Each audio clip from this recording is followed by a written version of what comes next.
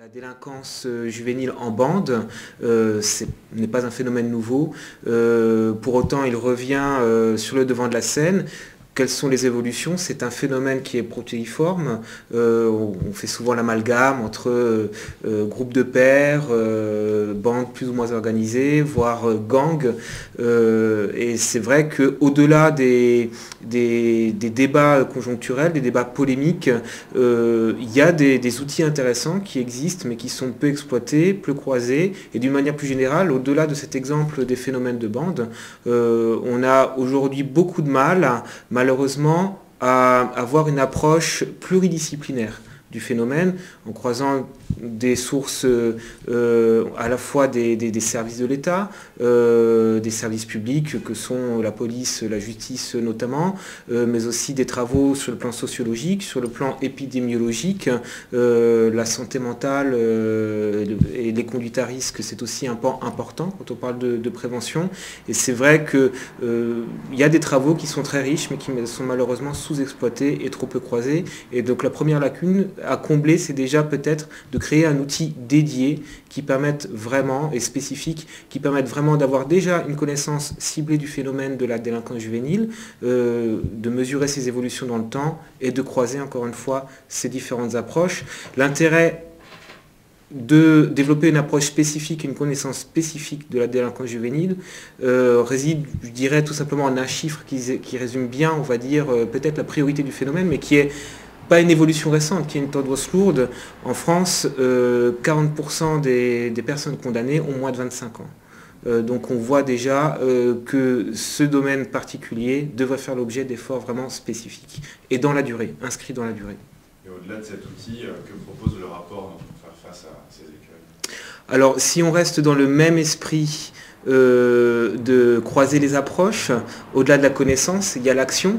C'est vrai que le rapport, on va dire, s'est construit sous ce rapport d'étape, sous la forme d'un triptyque, comprendre, concevoir, agir.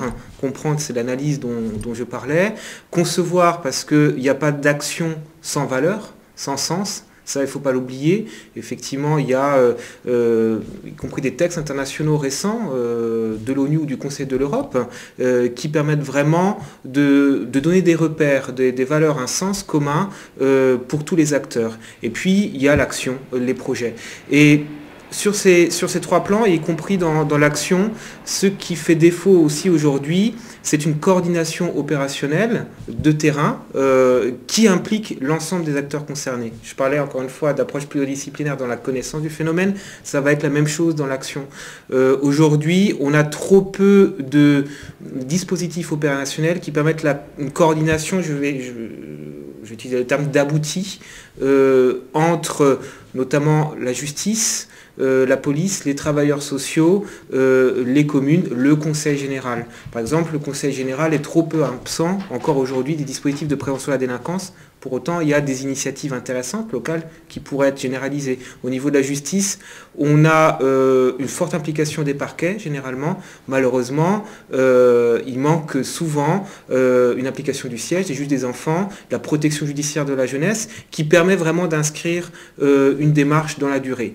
Et les travailleurs sociaux, que ce soit les associations habilitées, la prévention spécialisée, les travailleurs sociaux du Conseil général de terrain, ont vraiment apporté énormément à ces dispositifs de coordination. Donc c'est la première chose qu'il faudrait essayer de mettre en place, c'est, je vais dire, à la fois de simplifier des instances de coordination opérationnelles, vraiment opérationnelles, pour traiter les situations, les suivre dans la durée, mais qui implique l'ensemble des partenaires concernés.